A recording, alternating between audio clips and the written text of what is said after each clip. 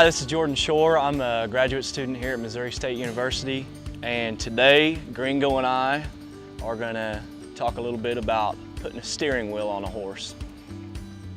So first and foremost, when we go to teach horses to turn around, the most important thing that they need to do first is to be able to drive forward and have some impulsion to go forward, because a lazy horse will be a lot harder to stay free and keep free when you try to turn them, because ultimately when you do go to turn a horse, they're going to want to slow down a little bit.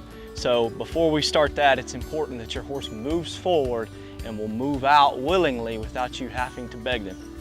The first thing you need to do is to be able to trot them around, loose rein, doesn't matter where they go. We don't really care a whole lot about that in the beginning. You can use the whole arena, round pen, whatever you have, but before you start turning, they need to be able to move free and move out like this one. You don't see me begging a whole lot with my feet to go forward. I just put him in a trot, cluck to him, and he keeps going forward, okay? So that's the most important thing before you start your guiding, okay? Because ultimately, like right there a second ago, when I picked up on the rein, he wanted to slow down a little bit. So you need to be able to speed your horse up, and they need to be willing about it. Otherwise, you can get yourself in a bind. Then you can start your turning process. And when I start it, what I like to do is I like to use objects, I like to use walls, cones, whatever. It'd be great too if you don't have, if you don't even have a round pen or cones or whatever, you can go outside and use trees.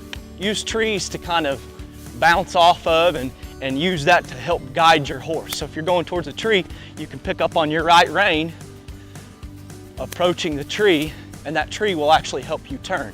And once they turn, then you release them.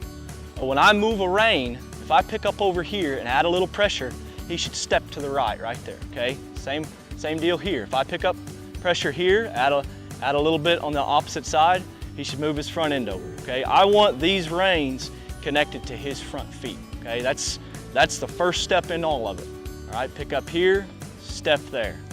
Pick up here, step there. And sometimes you have to start at a standstill before you really get it good going forward. And all horses are different too. It really just depends on the horse. Some horses will be better moving forward.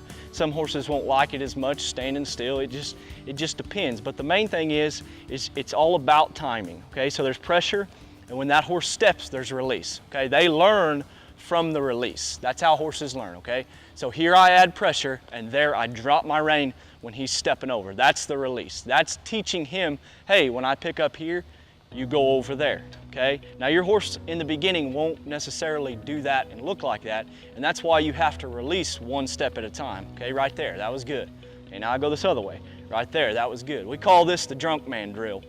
It's like going downtown in Springfield on a Saturday night. You see a lot of people walking around like this, okay? So you step over here,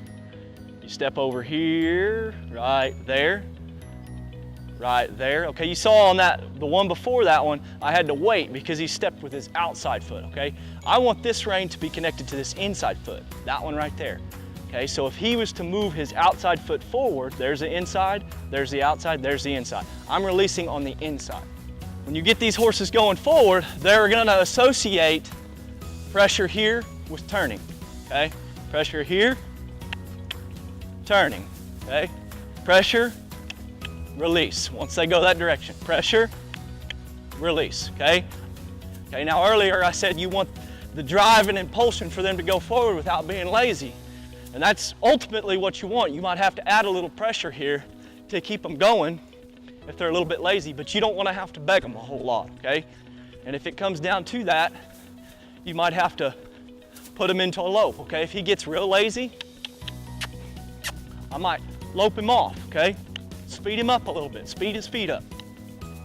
Okay, now it's the same concept of a lope. Point over here, point over here. Now the smaller circles you do, the harder it's gonna be. So it's better for bigger circles. I'm gonna relax my seat, bring him back to a trot. Okay, come through here, come through here. Okay, even when I'm at a trot, I may take him and relax my seat and then just fall into this turn. Okay, right there. Nice cadence. Okay, that's what I'm looking for. And you see, I stop him in that turn, okay?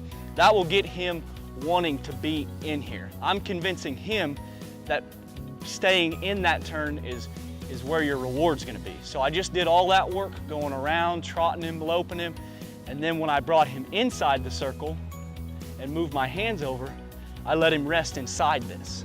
So they get to where they want to turn. They want to go into that. If you have control here, you have control of their shoulders on both directions, then you're gonna get along a lot better in what you do.